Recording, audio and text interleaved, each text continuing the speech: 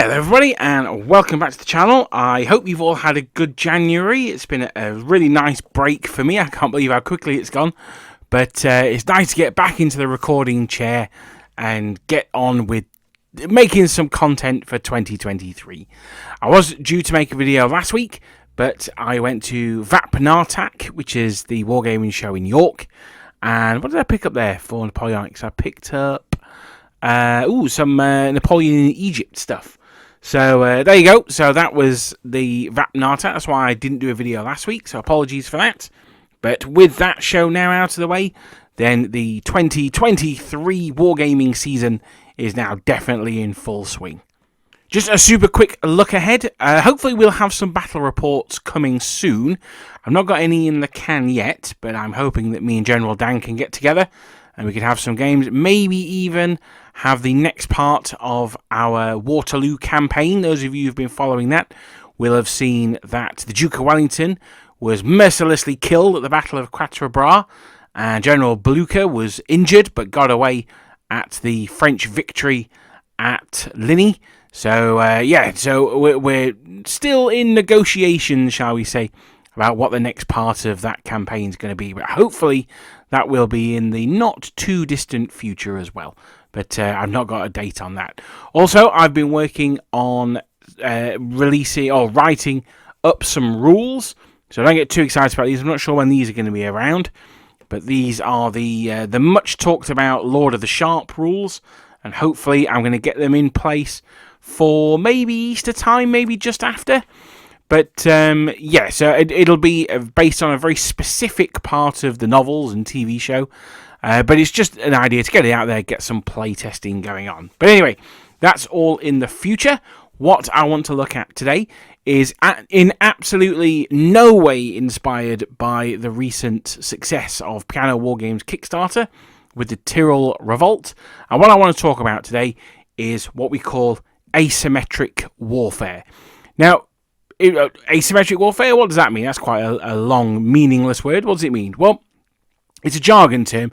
It basically means it's warfare that takes place between a professional army and non-professionals or irregulars on the other side. So if to coin a term, I guess we could say a guerrilla war, as it were. So if we're thinking in history of things like this, then the most obvious example for modern listeners will of course be something like Afghanistan. But it's also the same of, colonial Afghanistan. In fact, asymmetric warfare really starts to really come into its own during the colonial era. And that's either the British in Africa or against the Maoris. I think we fought 2 Maori wars, I think. Or even things like the Indian wars in America as well. So the idea of asymmetric warfare is on one side you've got a professional, trained-ish army. And on the other one you've got perhaps highly motivated, perhaps well-led, but not so much necessarily well-trained and equipped guys fighting against either occupiers or people they see as illegitimate rulers. Now, Napoleonic-wise, I think without doubt the most famous of these were the guerrillas, the people fighting the Little War, as that translates to. But they weren't the only example of civilians taking up arms. As I've just mentioned, in 1809 there was the Tyrolean Revolt. Anyone who's seen my video on the Swiss, I think the second part, where we talk about the aftermath of the Battle of Maida, will remember that the Italians were harassing the troops as they were marching along that west coast of Italy, marching north to Genoa. They were ambushing them, throwing rocks at them, rock slides, all that kind of good stuff. So it happened in Italy as well. That's 1806. If we want to go right back early to the days of the Revolution, there was, of course, the Vendée Revolt as well. Now, it was actually a very brutal uprising that was carried out by royalists in the Vendée region, which I think is southwest in France, or it might be just west of, sort of Paris-wise. I'm fairly sure it's southwest. And that was a revolt of, it seems a bit of a funny one. It seems to be sort of locals who were either G'd up or who were genuinely supporting the Ancien regime, mainly because they were quite devout Catholics, and they were fighting against the quite fanatical recent converts to the French Revolution, shall we say. And these are the mass uprisings. It's not even getting into the much smaller scale ones, such as in Russia, or maybe even in the Danube, where you may have individual groups of civilians attacking enemy patrols as well. I guess it also could have happened. I don't know about this. I'm sure there will be people in the comments who know a lot more about this than me, but it may have also happened over in America as well during the War of 1812. That's the kind of thing I can see happening. A British cavalry patrol going through an area, the local Minutemen turn out, and that's the end of that patrol. I should have said as well, we're in February, so for my American listeners, this is also another huge one, is the revolution in Haiti under Toussaint Louverture, sometimes called the Black Napoleon. He was a chap who, it is said, I can't really think of any examples to disprove this, that he led the only successful slave revolt in history. But so there's another one as well. So it did happen a lot more than you might think of at first glance. Now, I mentioned earlier on that we're going to do Lord of the Sharp at some point, and these would make really good skirmish games because you've got small numbers in maybe a garrison or a patrol, something like that, and then they're fighting against civilians. But on this channel we talk about games of black powder. So how am I going to get these into a black powder context? Surely these uprisings weren't big enough that they should really take a divisional level set of rules in order to portray these battles. Well, I guess there's two answers to this one. First one is yes, actually, very occasionally they were big enough for divisional actions. In the Vendée, for instance, there were around about 80,000 people revolting, which is a lot bigger than a division, that's for sure. One of the battles, the Battle of Thouars, sorry if I've pronounced that wrong, I almost certainly have. It's spelled Thouars, Thouars, I'm not sure about that one. The Battle of Thouars, there were around about 20,000 Vendéans present. Now that's enough to make up about 2 divisions in the Grande Armée, later on, so plenty of guys there. Later in the Tyrolean Revolt, the Battle of Bergerac saw about 5,000 Tyrolese rebels fighting, which is roughly around the same size as a division, maybe a little bit of a small one. And on the Wikipedia page for Tyrol 1809, it actually lists them as being part of brigades. It's quite an interesting one, that one. And listing, to be fair, it lists them as Landwehr battalions, which is maybe giving them a little bit too much credit there. So the Landwehr were the organised militia of Austria and later Prussia. But so that might be a little bit naughty. But there were definitely, for want of a better term, pitched battles in these revolts. And I think it's for these larger engagements that black powder really is the set of rules to use. Now, the second method, and I'll be honest, it's probably the method I would be more inclined to use, is to reduce the scale of black powder. Now, I don't mean the scale of the figures, I mean the scale that the battle represents. Now, I've talked about this in a previous video, so I don't necessarily want to get too far into it here. But let's say, in normal black powder, each unit is a battalion. You control, these battalions are mixed into brigades. You control 2 brigades, so you as the commander are a divisional commander. Well, the idea here is that instead of a unit, and I use that term in inverted commas, representing a battalion, then it can represent a company. So at the stroke of a pen, your force has gone from being a division to perhaps being a brigade, or maybe even just a regiment, depending on, if you're the French in particular, and you've got, say, 2 or 3 battalions, then, 18, if you say you got 3 battalions, that could be 18 units if each unit is a company. Suddenly, that's enough for a game of black powder, that's for sure. Now, because everything is relative, I would be tempted to keep all the stats the same. So, just because it represents a company, I'd still have a unit of 24 figures, I'd still have them a hand-to-hand of 6, a shoot value of 3, a stamina of 3, all that good stuff.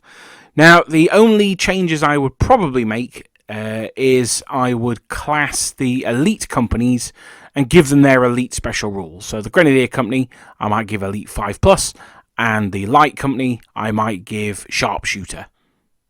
Now, one of the other real bonuses about this is that it really lets you get to paint more of the exciting models. Don't get me wrong, French line, I mean, I've painted plenty of French. You know what? I can't remember the last time I painted a French line infantry. I should probably get back into it. But French line, I mean, they're all well and good, but they're pretty boring, aren't they? If you can have the guys with the bear skins on, or the voltigeurs, shakos, all that kind of cool stuff, then that's far more exciting. And if each unit represents a company, well, suddenly you've got a 24-man unit entirely made up of grenadiers wearing their bear skins, particularly if they're really, or wearing their, red top shakos and all that kind of cool stuff. So I think that's quite a good modelling and painting opportunity as well.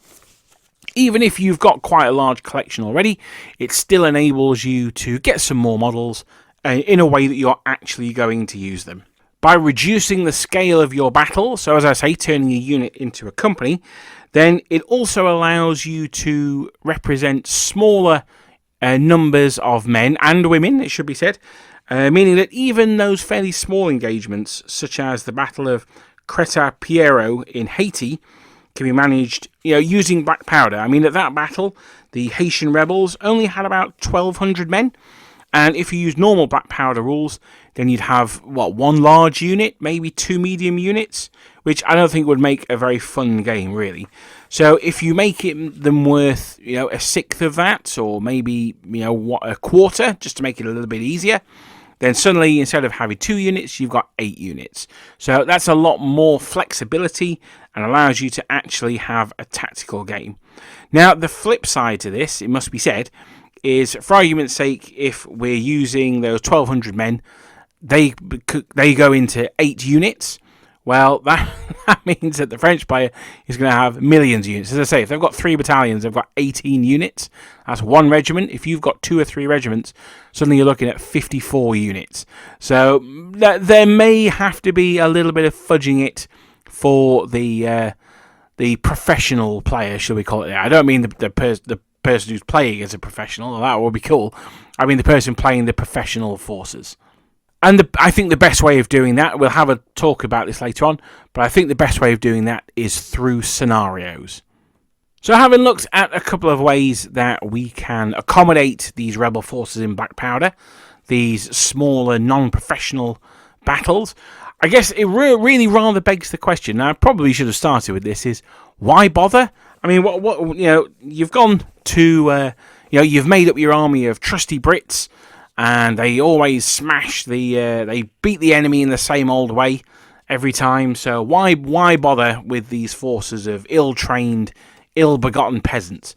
And I guess, if you're happy playing all those battles with the British, if you're happy playing the same battle every time, Richie, then that's absolutely fine, of course. You carry on, it's your hobby, you do it that way. But if you want something a little bit different, then collecting one of these armies, one of these revolts, can be really like an interesting way of just doing it. You can also lead from a small project to a large one. So, for instance, you can get a few units of guerrillas.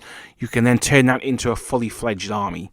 Now, I mean, it's ultimately comes down to it's part of the Napoleonic Wars, and it's something a little bit different. Put it this way: if you went down to the club with a French army, then people would be like, "Oh, I've got a French army as well."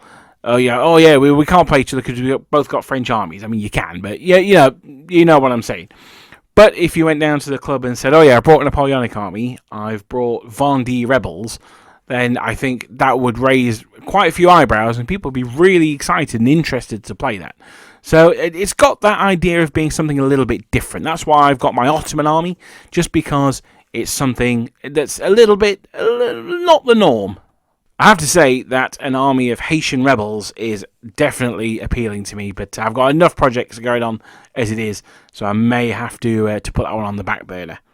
And that's both for hobby-wise, it's something different, but also painting-wise, it's something different as well. As I was saying earlier on, by the time you've painted your 1000th French line infantryman, sometimes it's nice to paint like a woman with a pitchfork and a flaming brand or something like that. It's just something a little bit different. On the tabletop, it opens up a whole new variety of scenarios as well. So suddenly you've got the guerrillas attacking a French messenger, a French envoy. The scenario being, or the objective rather, of the mission being capture the message or something like that. You can attack the enemies that are sleeping in their camps, see how close the units can get before the sentries are alerted and things like that. So I think there's plenty of unusual scenarios that you can use that will, allow. Again, it just really comes down to, I know I'm belaboring this point, I'm overemphasizing it, but it just comes down to this is something a little bit different.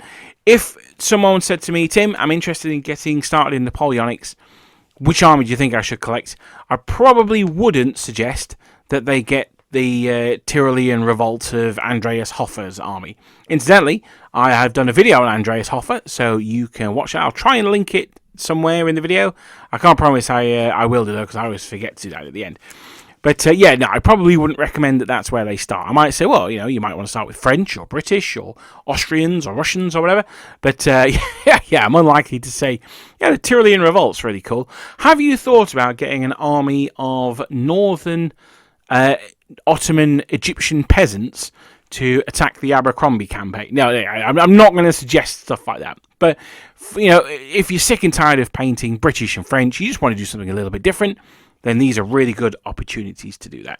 As well as the rebels being a different change of pace, a different style of army, also many of the troops who ended up fighting these insurgencies were second, perhaps even third-rate troops. We saw in the video on the Irish Legion that they were conducting anti-partisan activities in Spain. We've got to be fair to the Irish, they acquitted themselves in battle very, very well, as we will see in the upcoming final part, which is 60% written. Honestly, guys, it's an absolute doozy.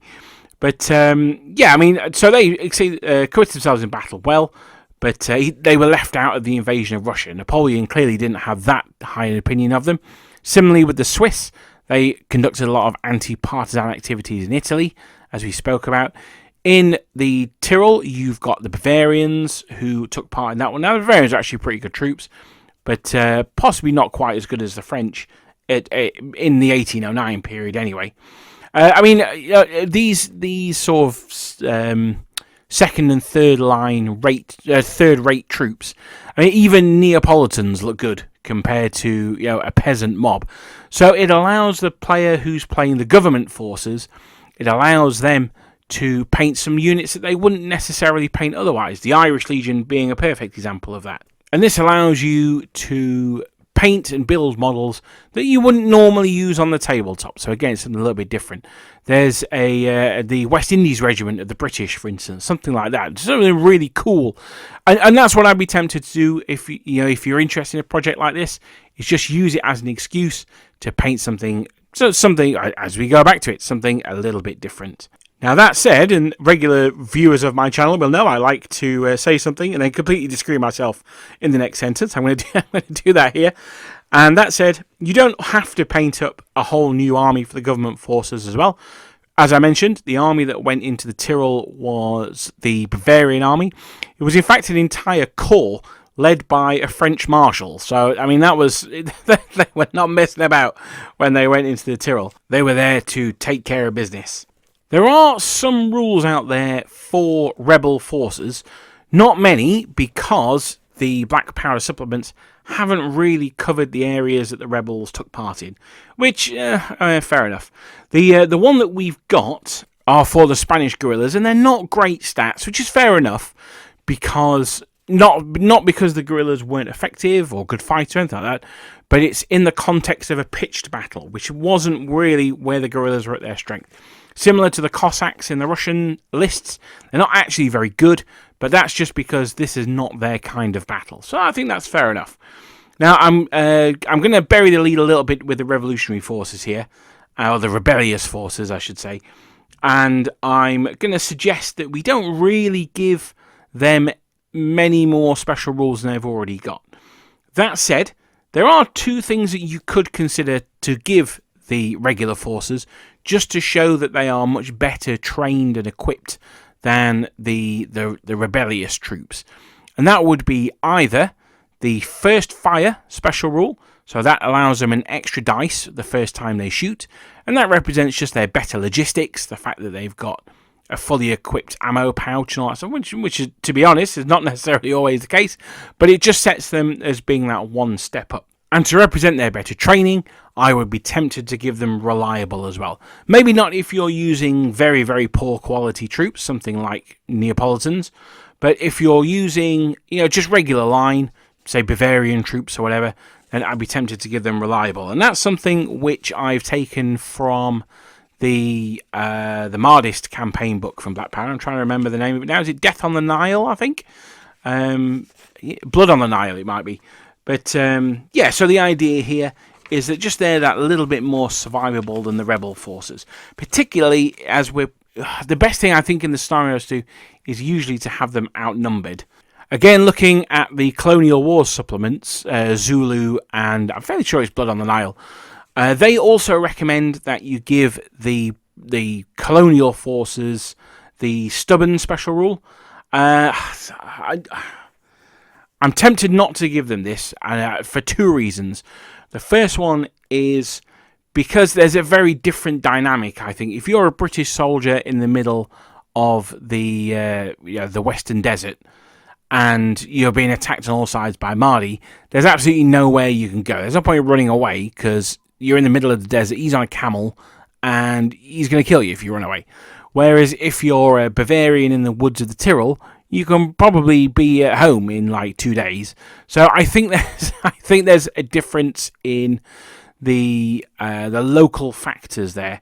And the second one is, to be honest, I don't think the Napoleonic troops, unless you're looking at something like top line infantry units, I don't think they were as well trained as their Victorian counterparts. So that's the other reason why I probably wouldn't go down the route of giving them stubborn. But I think reliable and first fire would be sufficient, I think. So for the rebels, as I said, the Albion Triumphant Volume 1 gives us some stats for the Spanish, and hopefully they should be on the screen now.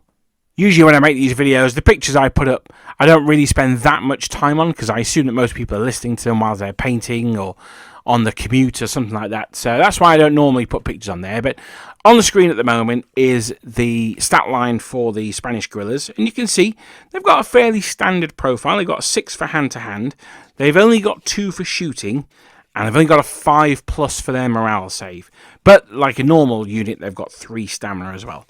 Special rules-wise, they've got wavering, which is a bad special rule. It means they have to take a test every time they take a casualty. And they've also got mixed formation.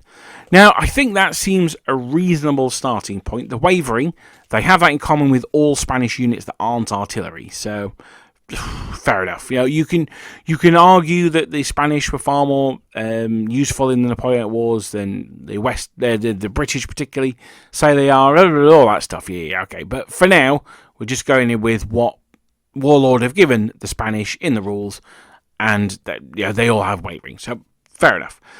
So if we're going to say that is a good starting point, that suits the guerrillas quite well. I like the mixed formation. The reduction in firepower, I'm not entirely sure about. I'd also be tempted to give the guerrillas tough fighter as well, but that's because it's me and I want to give everyone tough fighter. But I see them being sort of festooned with pistols and things like that. So the idea there is that the tough fighter would represent, them pulling out 2 pistols, firing them off, then dropping them, pulling out the next 2, and so on. So it's not necessarily that they're better fighters than the regulars, but it's just they've got far more close combat equipment than the regulars have got. So that's where I would be tempted to go that. Now, one of the things that I would do if I were having the guerrillas as the main part of the army is I would get rid of wavering altogether.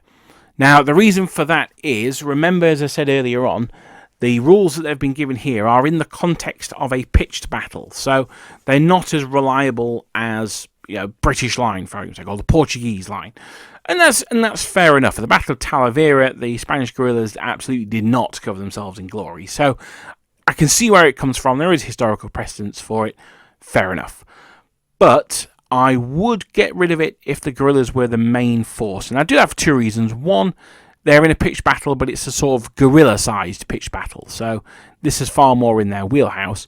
And secondly, it's one of those rules I find it's a feels bad rule. Now, I'm very tempted to say I don't like feels bad rules, which is not strictly true. I just think they should be kept to an absolute minimum. What I mean by a feels bad rule is they make you have a bad time with your own army. And I don't like those rules. I would rather power up the enemy by giving them first fire and reliable than you have your army, your unit you've just lovingly painted. Base, it looks gorgeous. You've got all those different models in there. And then your opponent hits them with one cannon shot from long range. You roll a 4 and the whole unit's destroyed. So it's a very feels bad rule. I'm not a massive fan of it. I would probably get rid of that one. Now, one thing that I would change that would be a downgrade for them is that currently they have the must form square special rule.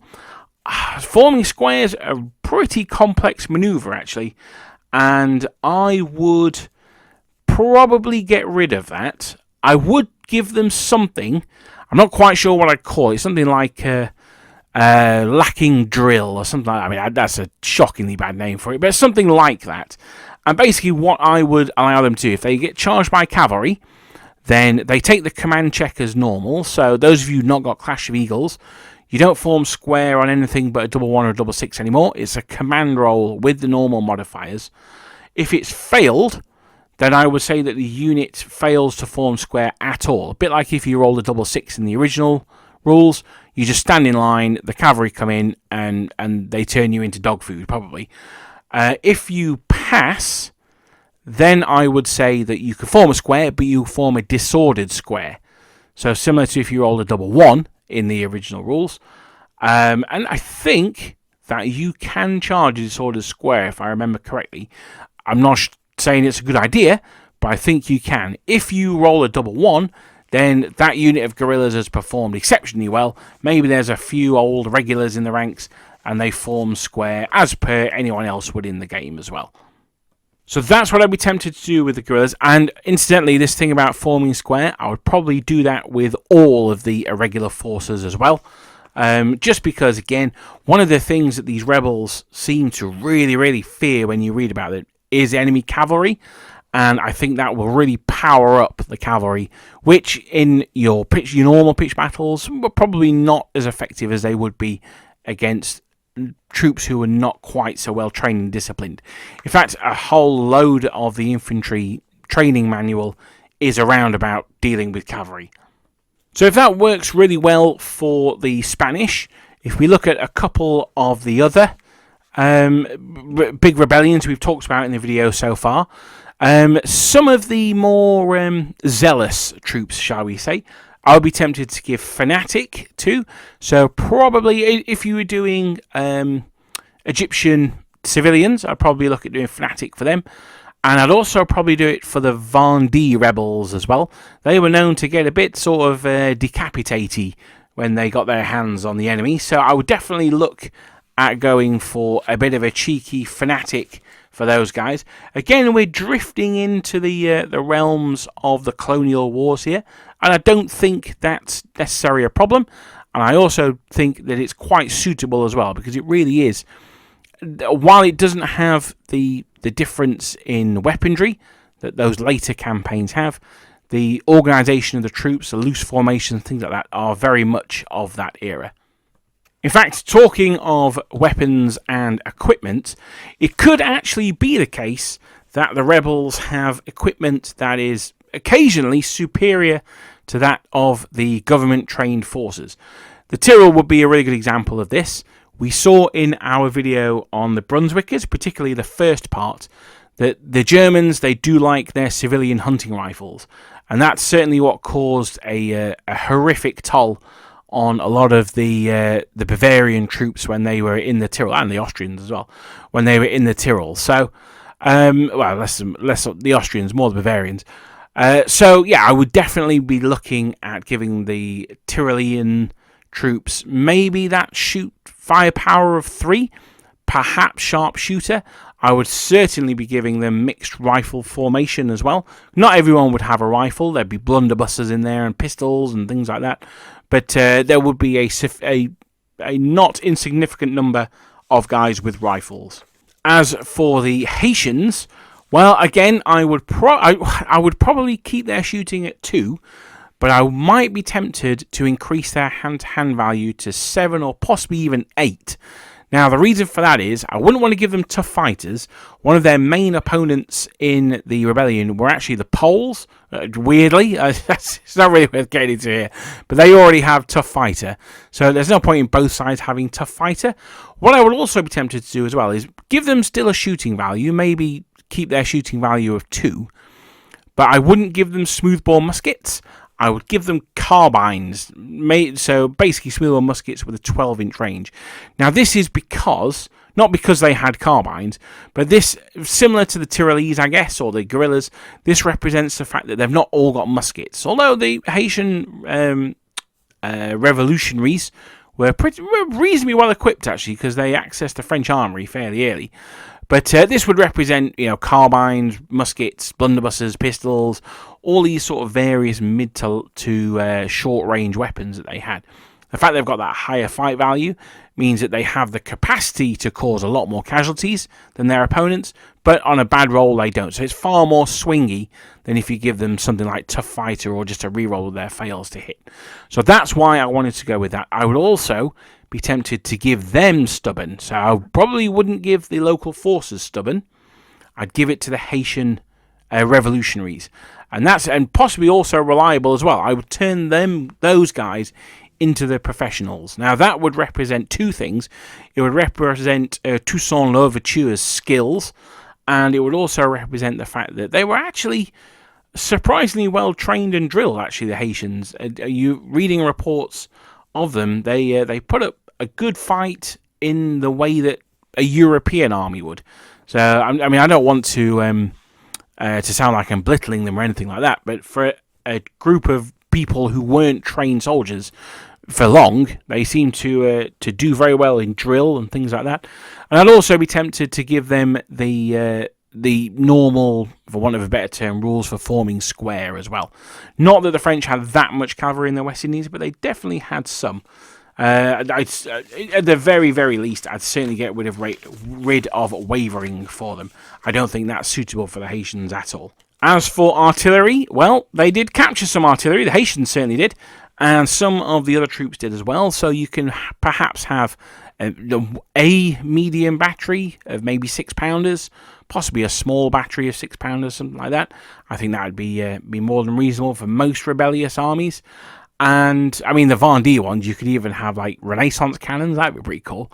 But yeah, so I'd probably go for some small artillery. Now, cavalry-wise, not a huge amount, unless you're going to sort of do Cossacks or Mamelukes, something like that. Then there wouldn't be much cavalry in these rebel armies at all. Another reason why they feared enemy cavalry so much. So at most, I'd be looking at maybe 1 or 2 tiny units. There was a unit of Spanish guerrillas who were made up of gauchos, so that could be pretty cool to have those guys. So gauchos are kind of like Spanish cowboys, so that'd be cool to have a unit of those guys. You could potentially use the War of the Triple Alliance figures from the Perrys. No, the Carlist War. You got me thinking about that one now. I'm gonna have to get that one out of my mind. Was it all the picadors? I can't remember. It's in my video on the Spanish army, so go and check that one out if you want to be less confused than me. But yeah, so that's it basically. I just wanted to do a quick-ish video. It's gone on for a lot longer than I thought. Just spitballing some ideas for having those armies and forces that are not conventional troops, but are rebel forces. So the ones we've looked at mainly are the Haitians from the Haitian Revolt, the Vendée, and the Tyroleans as well. And we've sort of touched on the guerrillas. I think the guerrillas sort of we know about them already. Most of them do. Again, they're in my video on the Spanish army. They're kind of the baseline, so that's what we're looking at to start off with, and then everything that comes out of that. I think if you wanted to do Italian banditos, it's basically just use the guerrillas. I think they're very, very similar. But yeah, that's it really. Command-wise, I probably wouldn't go above a 7 for any of the rebel commanders. I think you could possibly go 8 on Andreas Hoffer, and you could potentially even go up to 9 for Toussaint Louverture. Although 8's probably reasonable, but if you wanted to go 9 for him, I think that would be fair enough. But what I want to see in the comments below is, does anyone own any of these armies? We've all got a unit of guerrillas here and there, but who's got an army for the Haitian Revolt, or who's got an army for the Tyrolean Revolt? Has anyone got their piano miniatures models printed and painted up yet? Let me know in the comments down below. Welcome to 2023. Thank you for staying with me so long. Hopefully all my videos won't be as rambly as this one seems to have been, but it's some ideas I've had for a long time. And I've just, I wanted to get them down on paper and in a video, and I wanted to see what you guys thought of them. But overall, thank you very much for listening, and I shall see you guys next time.